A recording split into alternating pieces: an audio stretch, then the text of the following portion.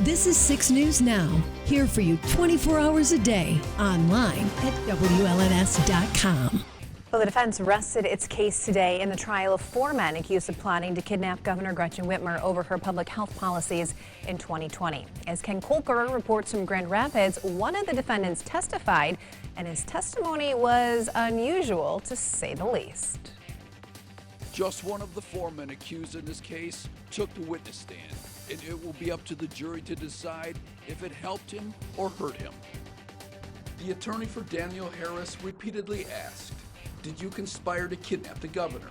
And repeatedly, Harris testified, "Absolutely not."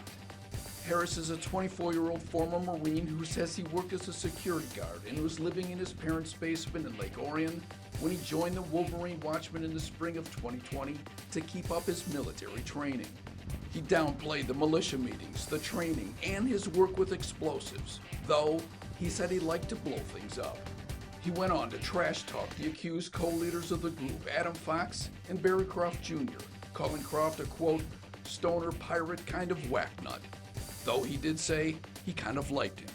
He also talked about his fear for the future, a collapsed government, and he blamed Big Dan Chappell, the undercover informant who worked for the FBI, calling him the leader.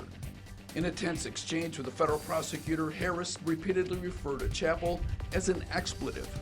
It was Chappell, a military veteran, who first went to police to report that the Wolverine Watchmen wanted to kill cops.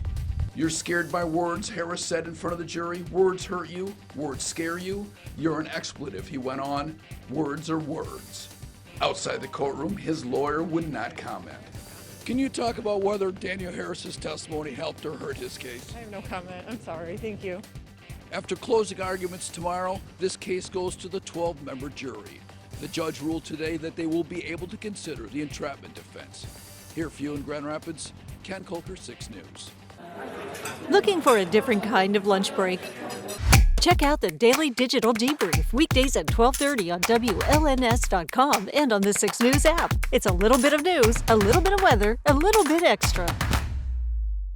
Well, in an effort to help boost the nation's workforce of seasonal labor this summer, the Department of Homeland Security has approved 35,000 more seasonal visas.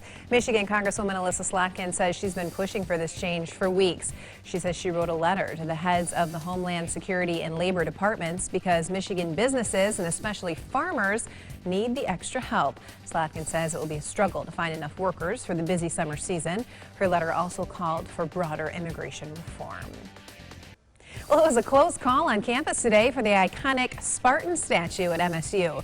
Sparty was almost hit by a car around 4 o'clock this morning. This happened at the statue that's at the corner of Beale and Kalamazoo Streets. Police say a man crashed his car into the statue's base. The driver ran away from the scene, but he was later found by officers and taken to the Ingham County Jail. Police say he had a blood alcohol content of 0.17 or higher. That's more than double the legal limit to drive. Now, while the landscaping around the statue was damaged, Sparty himself is still standing tall. Introducing our new redesigned 6 News mobile app. Our new app features a sleek, modern design, an easy-to-navigate home screen with quick access to local news content, and a localized weather forecast. Subscribing to notifications is easier, and with one tap, you have access to recent push notifications. There are more ways to watch and find video, and a red light alert badge notifies you when we're streaming. Download or update our new local news app today. 6 News, here for you.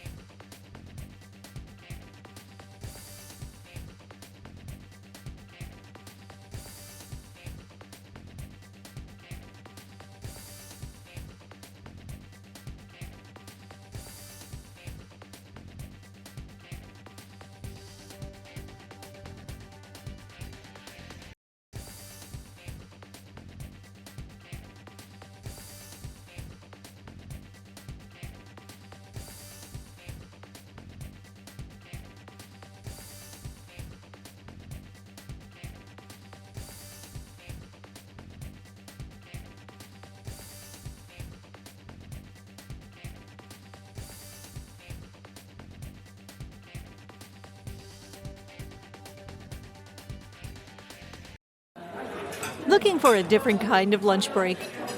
Check out the Daily Digital Debrief weekdays at 12:30 on WLNS.com and on the 6 News app. It's a little bit of news, a little bit of weather, a little bit extra. Well, meanwhile, a new poll shows drivers seem to have their own thoughts as to who exactly is to blame for the current spike in prices at the pumps. And as Capitol correspondent Tim Skubic reports, you may be surprised at these results. Over the decades, whenever the price of gas went through the roof, you could count on it. The motoring public would always blame, you know who, big oil. Drivers always accuse the oil companies of jacking up their prices at all the wrong times. Well, guess what? In the latest national poll, big oil finishes third in the blame game, as only 24% of the motorists think that they are at fault. You might also think that a majority blame the war in Ukraine for higher prices. Wrong again. Only 24% believe that. So here is the person they blame the most, President Joe Biden. 41% believe his economic policies are draining their wallets at the pump. And breaking it down along partisan lines, the bad news for the president is even worse. 82% of the Republicans blame the president for higher prices, and only 7% blame big oil. 41% of the Democrats blame big oil and the war, but only 3% blame the president. Independents, 39% blaming the president, 23% blaming big oil. So have the higher prices changed our behavior? Only 35% report they are cutting back on their food bills to pay for their gas. And only 30% are dialing back on their summer vacation plans, which means over 60% are just griping about the higher prices and doing absolutely nothing about it. Here for you in Lansing, Tim Skubic, 6 News. Introducing our new redesigned 6 News mobile app. Our new app features a sleek, modern design, an easy-to-navigate home screen with quick access to local news content, and a localized weather forecast. Subscribing to notifications is easier, and with one tap, you have access to recent push notifications. There are more ways to watch and find video, and a red light alert badge notifies you when we're streaming. Download or update our new local news app today. 6 News, here for you. It's Thursday and time for Steals and Deals. Lauren Thompson is here, and it's spring break right now for many people, but there are plenty of us still stuck here in these cold pre-spring temps. But Lauren, you have some good news for us tonight. I do, Siobhan. If your social media feeds have just been packed with pictures of people soaking up the sun in those warmer climates this week like mine have, you might be thinking, why can't that be me?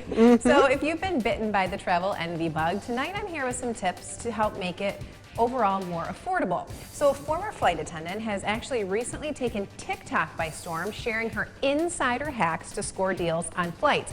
In fact, she's shown some users how to save thousands on those sky-high prices. So what are her top tips to book a flight without breaking your budget? Well, the first is to have a flexible schedule. Also, start looking in advance, and you can use apps or sign up for emails to track certain flights, and you can get notifications when the price drops or when it's about to rise. Her next hack is check out credit card offers. So if you have decent credit, you can sign up for a new credit card and get thousands of extra miles and save hundreds of dollars on your tickets at the same time, and then you pay that card off right away, right? And you save on the interest too. Finally, this is a good one. She says use package deals. Even if you don't need a place to stay, she says you can actually find cheaper flights looking in the package deal section without actually booking the hotel. If you click package deals and you go on, and if you're only just looking for a flight, just minimize the amount of time you're staying in a hotel, because you actually won't be staying there anyway. That'll drop the flights by so much.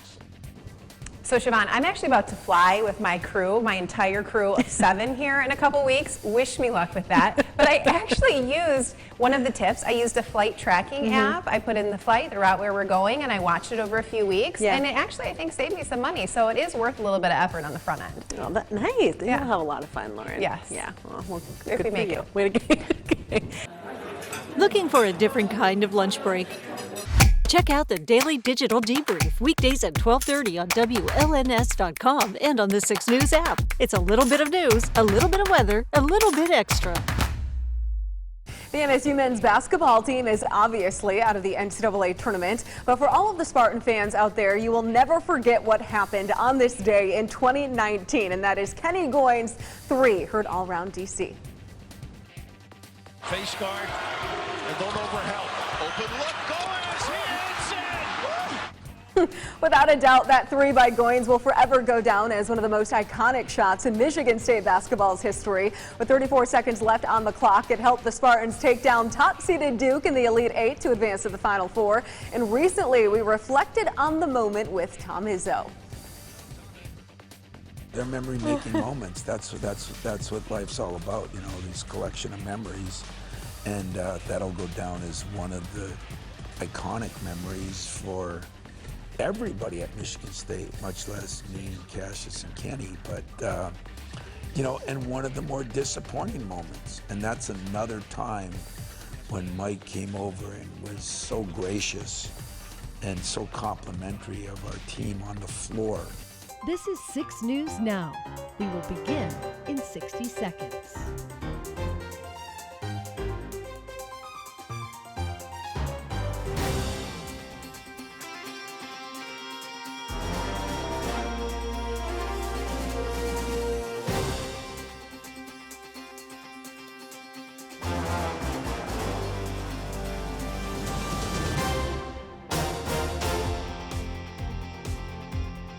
Six News Now will begin in 30 seconds.